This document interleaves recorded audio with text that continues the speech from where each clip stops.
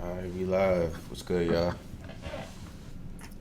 What is up, you guys? Welcome to the 400K podcast. Today we got a little something different. We have 7 strange mysteries that cannot be explained, and we're going to try to see if we can figure out what happened based off what they give us.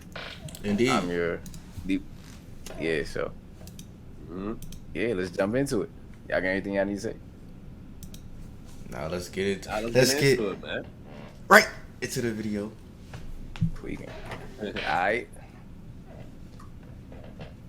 And we gone.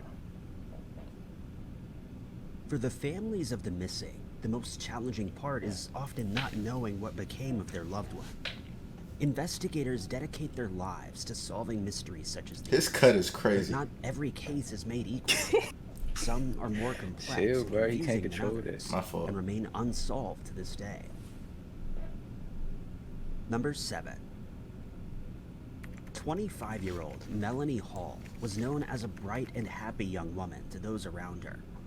Melanie radiated positivity and could always be seen with a signature smile on her face. For Melanie, life was just beginning. She had just finished university and was beginning to forge her career. Unfortunately, one night of fun would change the Halls' lives forever, sending them on a decades-long hunt for justice. On August 20th, 1970, Patricia and Steve Hall welcomed their daughter Melanie into the world. In a typical family dwelling, the family resided in Bradford-on-Avon, a small town in England's southwest. Not much is known about Melanie's childhood, though we do know that she was raised with immense love and care. In 1995, Melanie made one of the most significant achievements of her life when she walked across the stage at the University of Bath. She obtained her degree in nursing, an accomplishment that had been 4 years in the making. After university, Melanie stayed in the Bath area and found work at the Bath Royal United Hospital. She planned to work as a clerk until a nursing position became available. Those who worked with Melanie said she was kind, patient, and had an excellent bedside manner. Things were going great for Melanie, and she was in a stable relationship with Philip Karlbaum, who worked as a surgeon. Together, the two believed they could take on the world. On the afternoon of June 8, 1996, Melanie decided to spend the night at Philip's. Her friends had organized a night out in Bath, so Melanie packed a small overnight bag and headed over. As the afternoon turned to evening, Melanie began to prepare for the festivities ahead, styling her hair and putting on makeup. Sometime that evening, Philip and Melanie left Philip's home and headed into the center of Bath. Friends of Melanie's confirmed they met with the couple at Cadillac's nightclub on Walcott Street and engaged in a night of drinking and dancing. Sometime that evening, Melanie and Philip got into an argument, which resulted in Philip storming out of the nightclub. Allegedly, he was upset because Melanie had been dancing with another man. Melanie tried not to let the argument ruin her evening as she continued to dance with her friends. At 1:10 a.m., Melanie was spotted sitting on a bar stool inside the club, sipping on her drink, and after that, she completely disappeared. Her friends returned home, assuming Melanie had left with Philip. Philip had arrived home safely, but hadn't heard from his girlfriend, believing it was because of their earlier argument. I forgot she died. For several days, nobody knew where Melanie was, and nobody had contact with her. As the days passed, Melanie's parents were beginning to grow concerned. She was a responsible adult who constantly kept in contact with her family. When she failed to show up to work days after last being seen at Cadillac's, her parents knew something serious was afoot. They were then faced with the heartbreaking task of dialing 999 and reporting their daughter missing. Avon and Somerset police immediately responded to the incident and began questioning everyone Melanie knew. Naturally, Philip became a suspect in her disappearance following their argument, but to this day, no charges have ever been brought against him, and he remains innocent in the eyes of the law. Other clubbers on Walcott Street and beyond were questioned, and that's when the Avon and Somerset police got their first clue. In the early morning hours of June 9, 1996, witnesses saw a man and a woman arguing on Old Orchard, which is around the corner from the now defunct Cadillac nightclub. The time was around 1:45 to 2 a.m., which lined up approximately with the time Melanie was last seen. While this mystery couple has never been identified, it did lead them to another clue. As Melanie's case gained traction and media attention, more and more people came forward. 2 witnesses claimed to have seen a man and a woman fitting Melanie's description inside the Cadillac nightclub. The man was described as white with brown hair, brown eyes, 5'10" with bushy eyebrows and no facial hair. Was this man the one that Melanie was dancing with, which angered Philip? Large-scale searches were put together with examinations of the River Avon going forward. The Avon and Somerset police, in conjunction with Melanie's family, offered a £10,000 reward for information that led to Melanie's whereabouts, but not even money could make the right people talk. Melanie's case garnered local and nationwide coverage, with prominent media outlets running several stories on her disappearance. Melanie's face could be seen everywhere across the county of Somerset on posters, leaflets, and flyers. For over a decade, Melanie's case would freeze over, giving her parents little hope. But one accidental discovery changed everything. On October 5th, 2009, a construction worker working along the M5, junction 14 near Thornbury, saw something strange in the undergrowth. As he grew closer, he found a trash bag that had been tightly wrapped. Curious, he opened up the bags and recoiled in horror.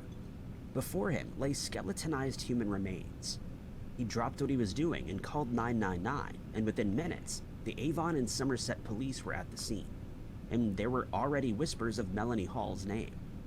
The bag itself would become significant to investigators early on in the case. The bag had been tied shut with a 13-meter length of blue rope. According to reports, the rope was 4mm sections tied together by knots. An additional 3 knots were found, leading investigators to believe that whoever did this may have had knowledge of the Navy or Army. The post-mortem revealed that Melanie had been bound with the same rope used to tie the trash bags shut, and identification was made via dental records. The coroner noted that Melanie had suffered severe blunt force trauma to the head, resulting in several fractures. The only other bones present in the bag were her pelvic and femur bones. Despite all of this evidence in front of them, investigators struggled to piece together Melanie's passing. Philip, her boyfriend, had an alibi, and nobody recalled seeing her in the nightclub after 1:10 a.m. Several arrests have been made concerning Melanie's disappearance, but none of these have ever resulted in solid convictions. Investigators have only circumstantial evidence to work with in Melanie's case, making it all the more difficult. In 2019, there was a massive break in the case when the Avon and Somerset police announced that they had extracted a foreign DNA sample from a blue rope used to bind Melanie. Unfortunately, little else has been revealed about this DNA sample, and as of 2019, it was in its embryonic stages. Melanie's parents have a renewed sense of hope that one day they will finally put the person who took their shining light behind bars. Anyone with information is asked to contact the Avon and Somerset police at 01278 648 934, quoting Operation Denmark. Number 6. Hold on. No. All right.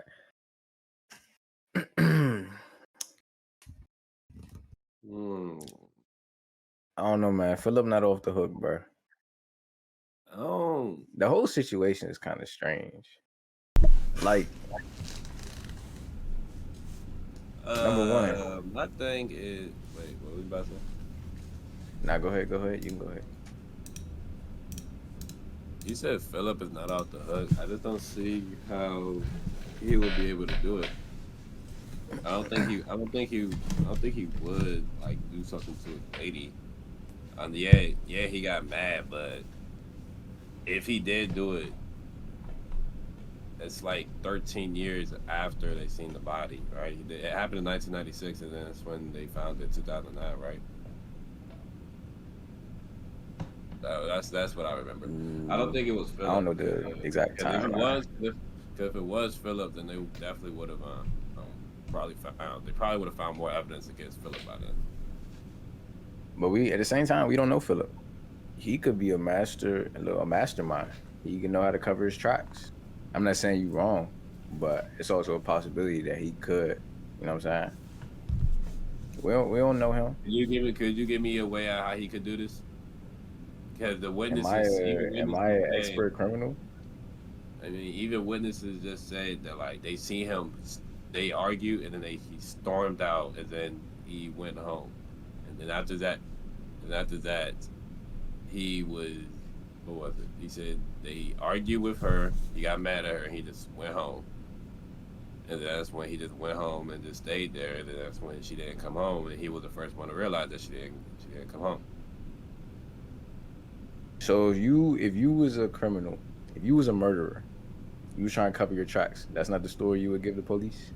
He told the police that story. That's him. He could be lying.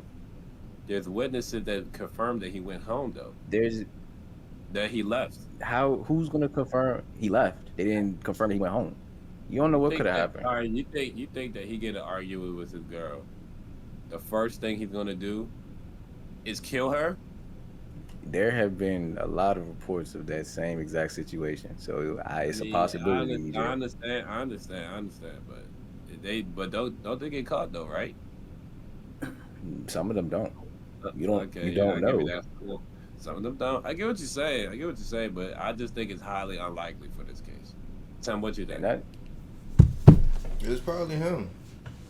I know Okay. Jones be making people mad, bro. who? Now, first of all, why is she dancing with another dude? Yeah, facts. That's number one. That would have been Like, heated. what is going on? He would have had to see me. That's number one. That's number one. And who else was she? Like, okay, she was dancing with that other dude. Her friends were still in the club. I just want to say L friends, because why aren't you watching her? L friends. Yeah. Friends. But if she's dancing with another dude, y'all don't know that dude. Y'all should keep a close eye on him and her. If y'all gonna allow her to dance on another dude when her boyfriend's right there. Just saying. And then we don't know what happened after that. We don't know if she, like, what else happened after she was dancing on the dude. I don't know if he, invited her somewhere, things like that. We don't know. We don't know what happened after that. It's blank. So it's a lot of possibilities. But I don't know. Philip, to me, is not off the hook. No, I don't know, Philip not off the hook. It's something about Philip we don't know about. That's what I'm saying, bro. Because, like, who he else? Seem a little too... Is there any other suspects, or is it just him? It's him and I guess the dude she was dancing on. But that's about it. Who else would have motive? To me, he's the leading suspect because he has motive.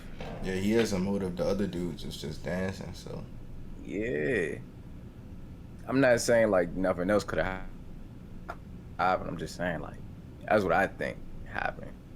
Philip, we don't know Philip's background either. Was he could have been, because they said whoever tied the rope had, like, military experience or something. Yeah. All right, I don't know. If he had previous military experience, then I'll definitely, Yeah, but they ain't put that in there, so we don't know. He could have learned off his, like, from somebody that taught him, and they just police didn't know. There's no records.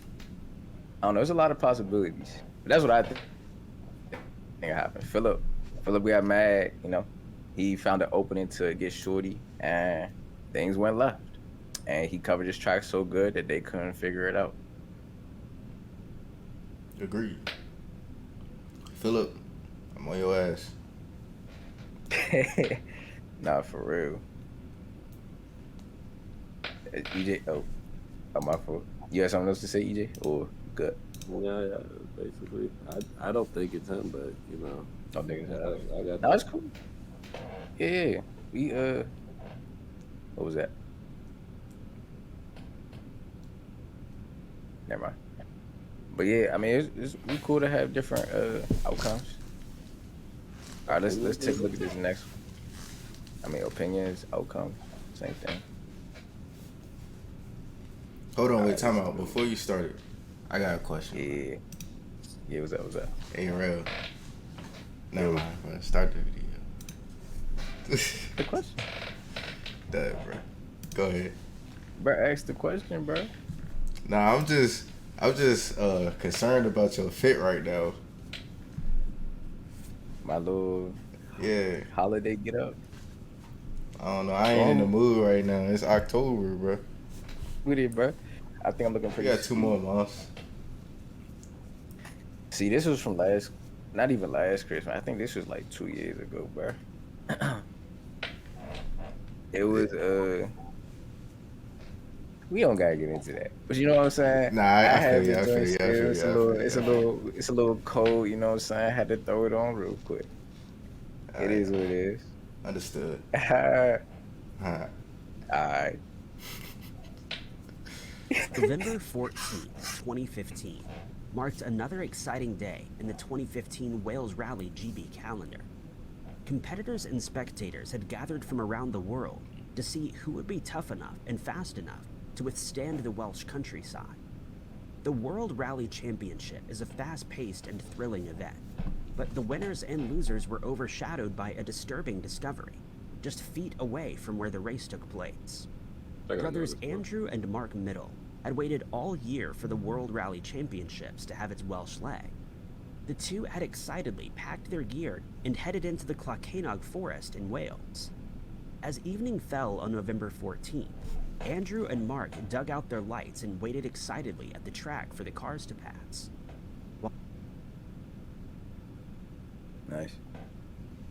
While waiting, Mark grabbed a light and went off searching for firewood.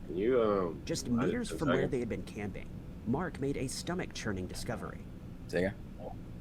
Rewind it back 10 seconds for that, just like, you know. Oh yeah, I got you. While waiting, Mark grabbed I'll go back one more. and waited excitedly at the track for the cars to pass. While waiting, Mark grabbed a light and went off searching for firewood. Just meters from where they had been camping, Mark made a stomach-churning discovery. Concealed by undergrowth and plants lay the skeletal remains of a human male. Mark rushed back to his brother, still in shock, and called the North Wales police to the scene. Mark had initially discovered the skull, with the North Wales police later unearthing the rest of the skeleton. The dark discovery soon overshadowed the events of the Wales Rally. The North Wales police carefully removed the remains from their final resting place, which lay close to two roads and paths. Clocaenog Forest is covered in large trees, but certain areas are more open due to tourist activity and the Wales Rally.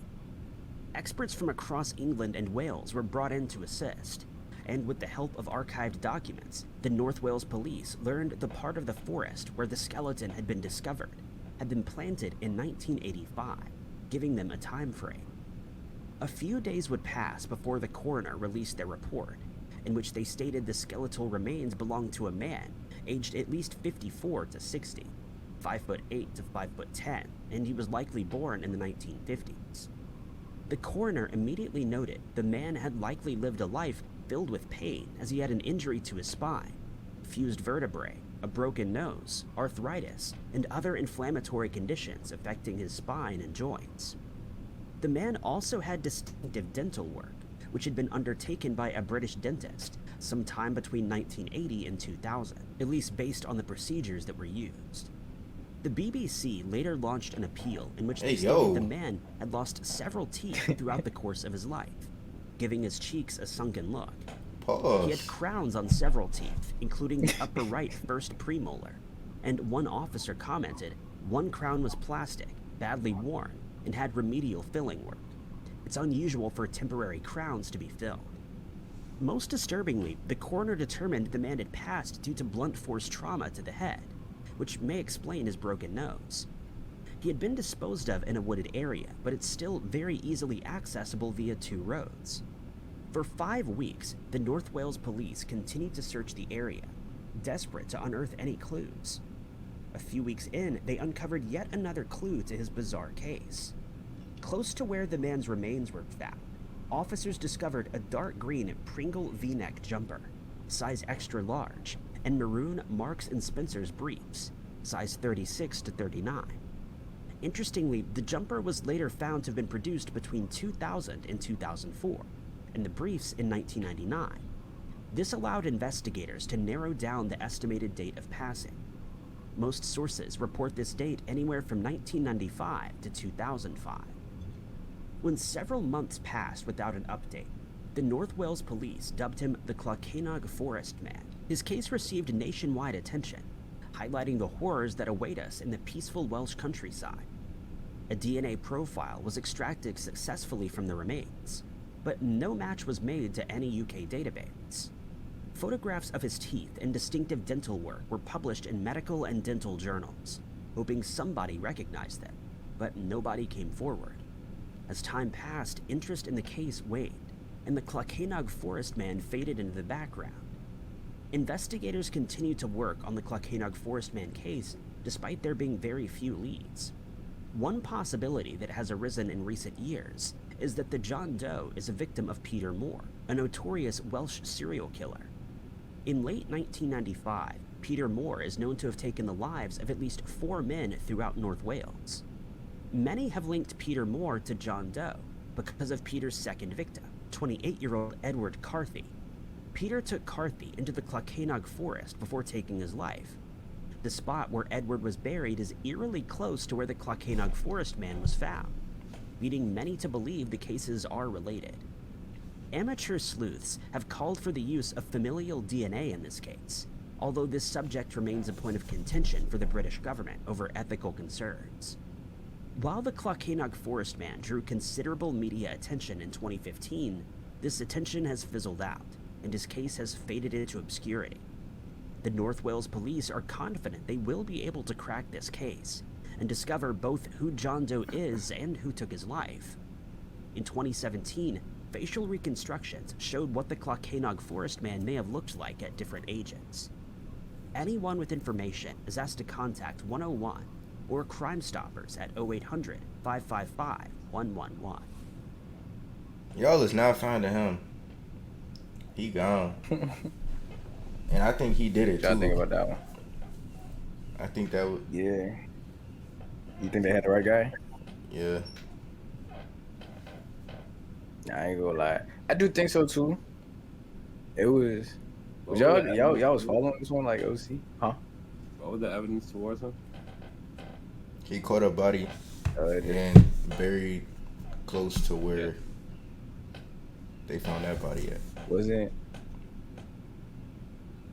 Wasn't it like with his jumpsuit and stuff? Wasn't that like it I thought the connected it to him? Yeah. No, I thought the jumpsuit. They mentioned that the green, right? The green jump. Yeah. Made in 2004 or 5, and the other one was made 1990. And his pants was made 1996. So they thought the body died between 1995 and 2005.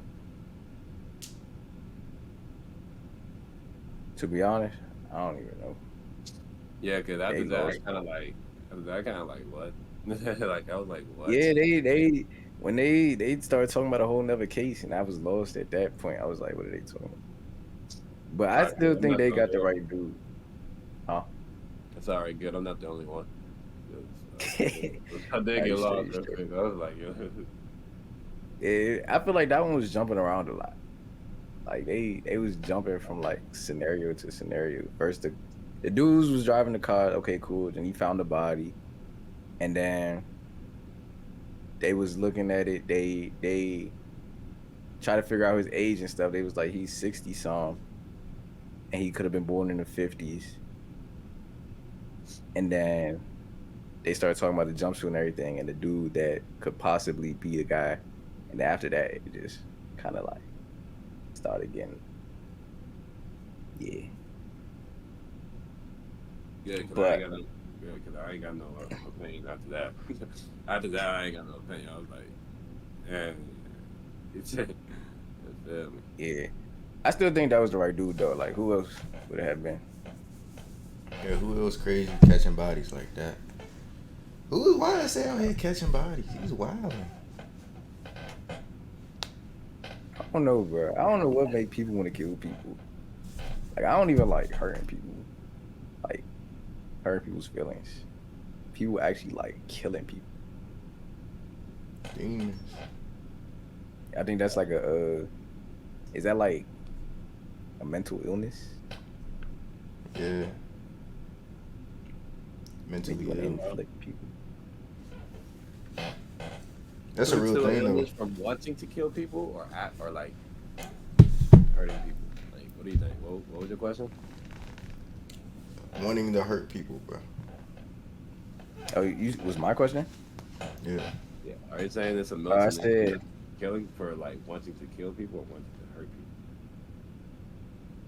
Both, isn't it? I mean, both for real, for real. Yeah. Think so? What you think? I mean, so all right with that, cause it probably is something in the head, but like, do they don't have consciences? However you say it, for like, cause everybody got that voice in their head to tell them right from wrong. Do they just not listen to it, or like they don't? But got they it? just tell them to do the wrong things. Oh, that's how it works. So they just Yeah, they got voices in their They head. just They tell be 'em. schizophrenic, bro. all right. I got you, bro. Yeah, probably schizophrenic. Schizophrenic. All right, let's hop into this next round. Let's see what else we got. Hopefully, this one's a little better than that last one because that last one was buns.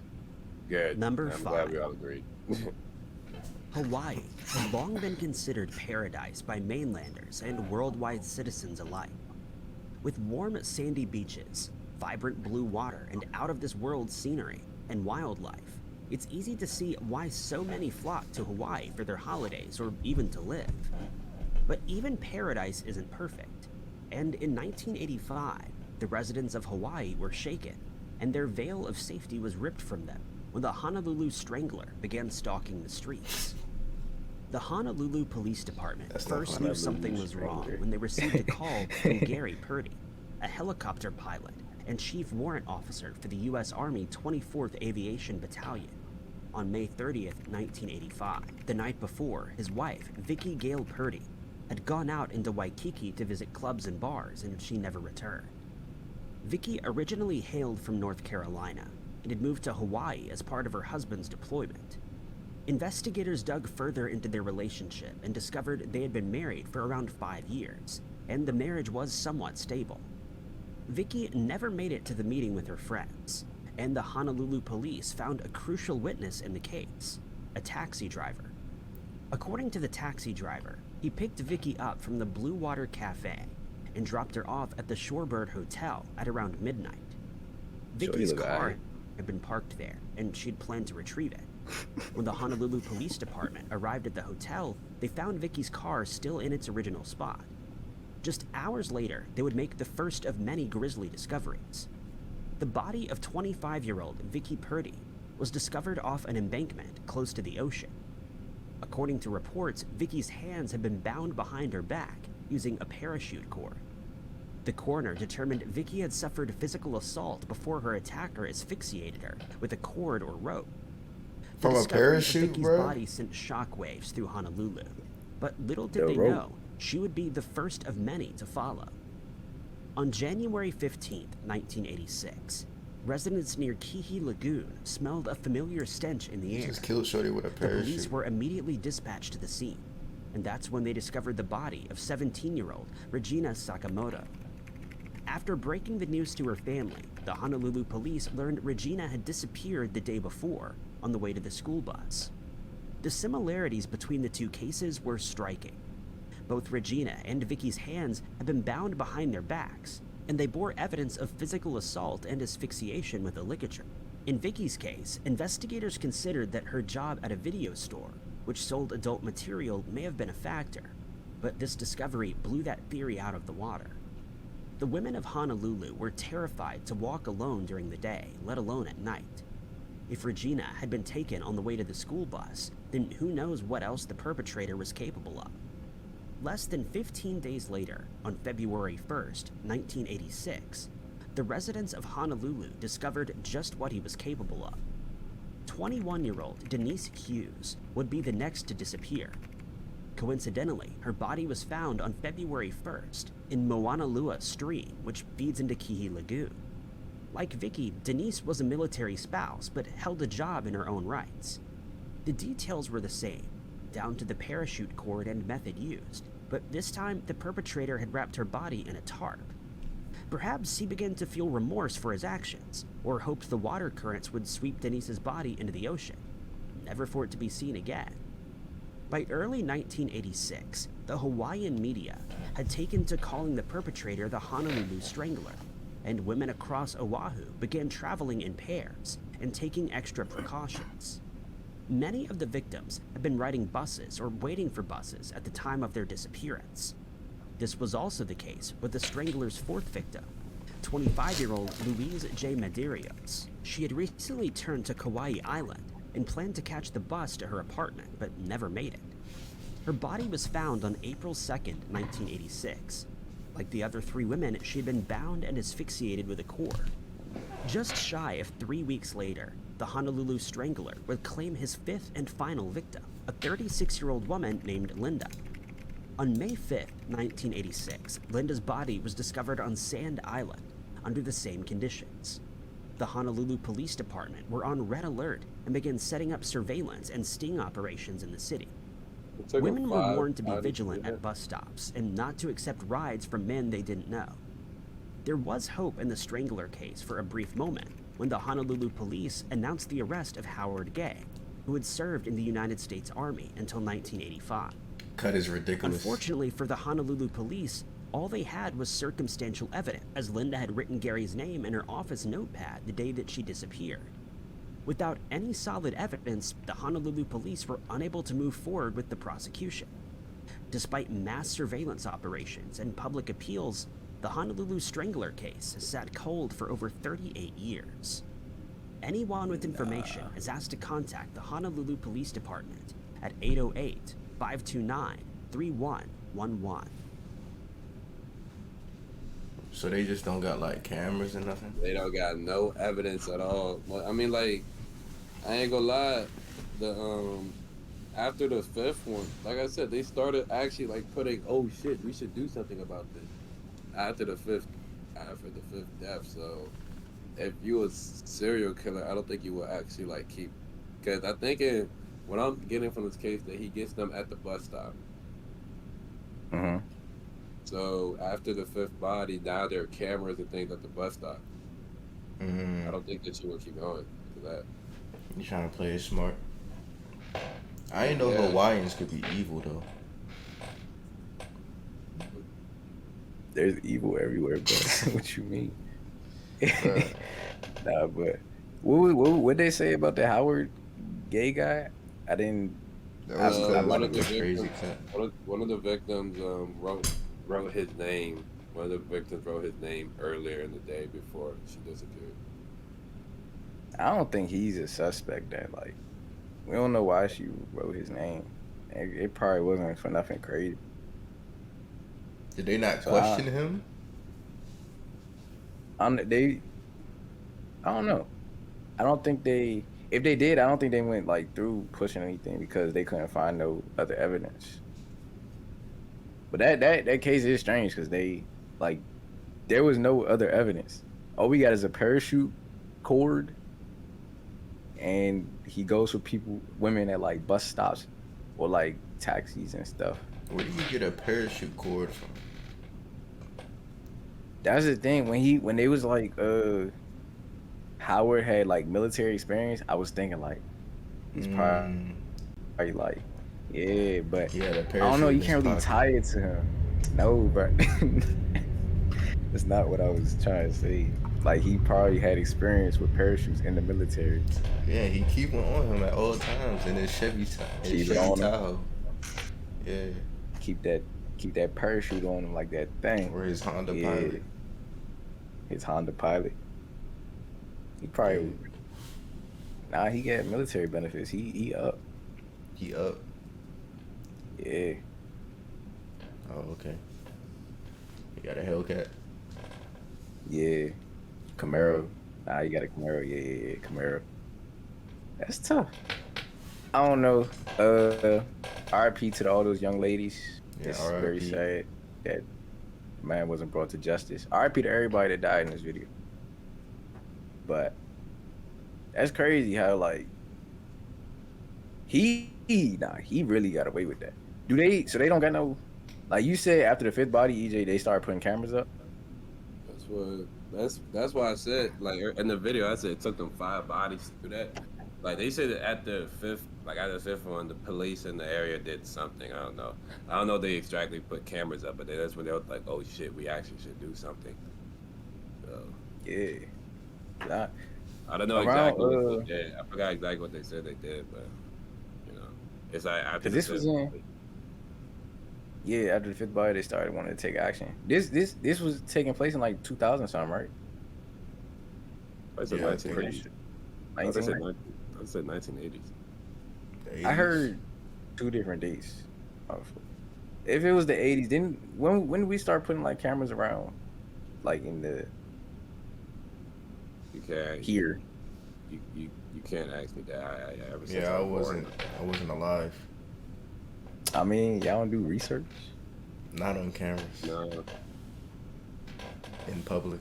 I think it might have been 2000s when we started putting like public cameras everywhere. 2000. Maybe. 2000 That's something. the technology era, so I can see it. Yeah. Probably. they did something. Alright. They did something around that time. Probably after 9/11. So like 2002. 2002. All right. Indiana. Let's get into it. Number 4.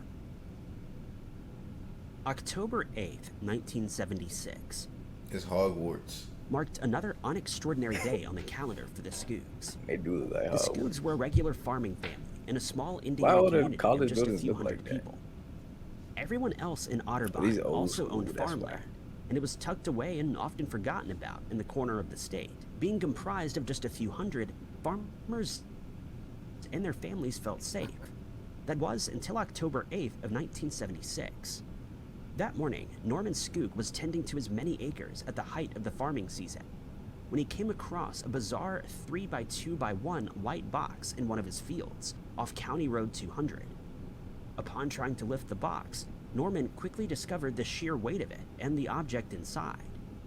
Eager to plow his fields, Norman called for some help from the Skoog home, and within an hour the box had been placed into the flatbed of a truck.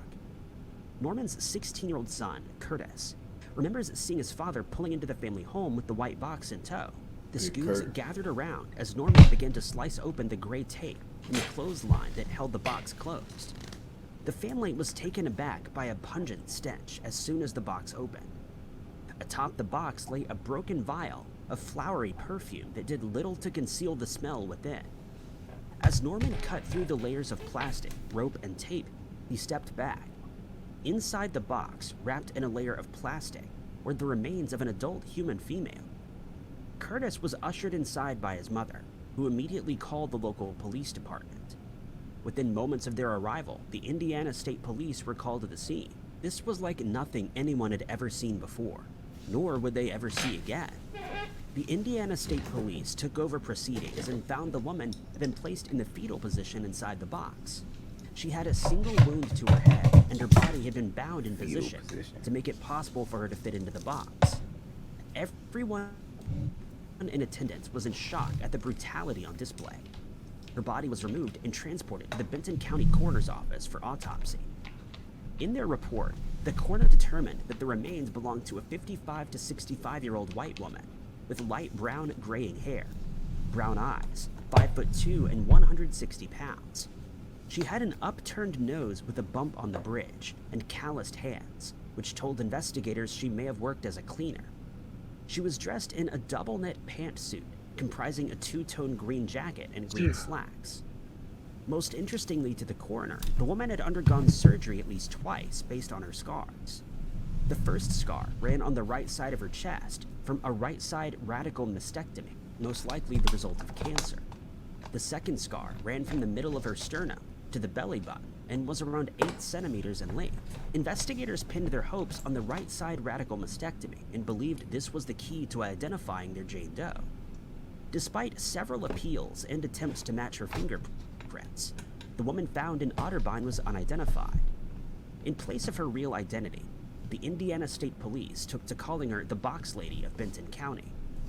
As the scars had failed to provide the police with answers, they next turned their attention to the box she was found in. The box itself had been manufactured by a company based in Melrose Park, Illinois, which made boxes for furniture distribution. According to the company, they had manufactured that specific type of box between May and October of 1976, and had sold them in Illinois, Indiana, Wisconsin, and Michigan.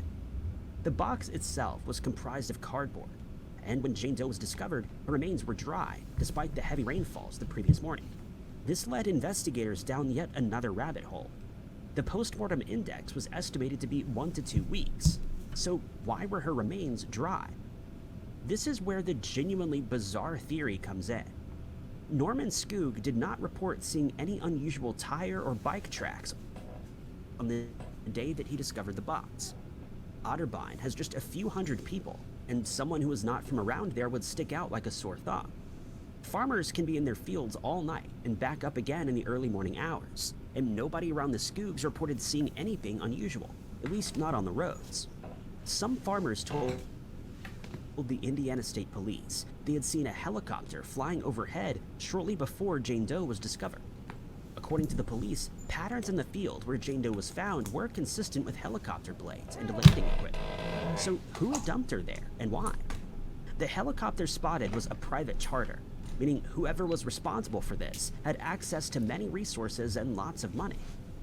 Online sleuths have theorized that the woman may have been a cleaner or a maid for someone important, or involved in clandestine business. The theory goes that she may have discovered something she shouldn't have, or became a liability due to the information she knew. This led to the perpetrator taking her out, placing her in a box, and dumping her in what they believe to be an abandoned or remote field, where she would likely not be found. Investigators have never been able to confirm nor deny this theory. For now, it remains just that, a theory. In 2021, the DNA Doe Project and the Indiana State Police began working together on the box lady's case, using DNA obtained from her 2019 exhumation.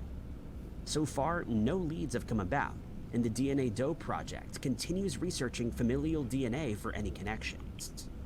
Not only did the DNA Doe Project raise money for the DNA analysis, but they also crowdfunded a new coffin for the box lady, replacing the cheap wooden casket that she was initially laid to rest in. Anyone with information is asked to contact the Benton County Coroner's Office at 765-418-2295, quoting 2019 Benton 001. Number 3. Do they have any, wait, did they even give her a name? No, they don't know Nah, who it they is. couldn't identify her. I ain't gonna let the theory that they came up with. That somebody's family just lost this woman, and they have no idea how. Cause Yeah. ain't nobody even, cause they didn't mention like this she had family or anything. Well, Nah. They don't know who it is. Yeah, they don't know who she is, and she probably, since the theory that they was talking about, I kind of believe it. Yeah, that makes sense to me. If they came in with a helicopter, you don't know where they could have flew from, so we don't even know where she came from. We don't even know if she actually got family. She could have just, you know what I'm saying. Some people will be the. Nah, I mean, sometimes maybe you only child, your parents die, your grandparents die. I mean, you might have distant cousins, but you know what I'm saying? You don't got no kids. It's people out here like that. Distant relatives, so you don't like keep up with them for real. So like you pretty much on your own. So we don't know like what she was doing or how she was living her life. But if she was a cleaner and she was working for like somebody like rich and she stumbled upon some and then they got her out of here, dropped her off, that makes sense to me. That could have actually happened. Yeah, that's You probably know. the best outcome. Well, not best, but makes the most sense. The most logical. The most logical. See? Logical, Yeah. yeah. But who's seen the That is helicopter? crazy. Okay. They seen the helicopter, so that means they seen the body get put there? Or is he just assuming that Nah. helicopter put it there? Well, he was like I guess where the helicopter landed, they noticed like it was blade marks on the crops or something like that. So like it was cut, the crops was cut a little bit by the blades, and then I guess they saw a helicopter flying, but they didn't actually see it like get dropped off. So it's just a theory. That's just what they was Yeah. assuming. It's a theory, but like that makes sense. That actually could have happened. Cause like what? Be honest, what else could have happened, bro? There was no tire tracks or nothing, so nobody drove over there. Who, like, how they is you see a gonna get there? helicopter? Yeah, they said they saw a helicopter. Yeah. They just didn't see it land. I ain't gonna lie. And it was a private charter, so they had money. So somebody was like, you know what I'm saying? They had money to get her and then drop her off in the middle of nowhere because they thought that was just like a random field, but it ended up being somebody's farm. It's sad, bro. Yeah. That's very sad. Dang. People really like what could she have stumbled upon? What are you hiding that you had to kill somebody? Especially like an old lady, bro. Wow, she wasn't old, Like but that's like crazy. a lady in general. What could she have done to deserve that? R.I.P. Shorty. Some in our RIP. Some rich people be having some weird secrets though. Well, I Like don't the know. lizard people. From last episode. She probably stumbled upon him turning into a lizard, bro. And Bro, it's a possibility, but if y'all don't know what we talking about, link to the last video somewhere. Go check that out for us. But I think that's going to conclude it for today. Just trying something new. Let us know in the comments how you feel about these unsolved mysteries. You know, we keep doing them, and let us know anything else you all want us to take a look at. And yeah, if you want us to finish this video, we'll come back with a part 2. yeah. And that's pretty much it, man. Y'all got anything y'all want to say? Let's go, Commanders. Terry McLaurin, let's get it. Commanders. Let's go, whoa! Whoa, let's go, whoa! Let's go! Nah, he's tweaking. Yeah, go Commanders. Woo. All right. Peace. Anything you want to say, EJ? Only thing I just want to say is just, hope you have a blessed day. Hope everything's going to be a good day. To make sure that, you be the best person that you are today, that you were yesterday. Yeah. Oh, he's spitting. Let's go! Yes, sir, EJ. Woo! Let's get it! All right, man. Peace out, man.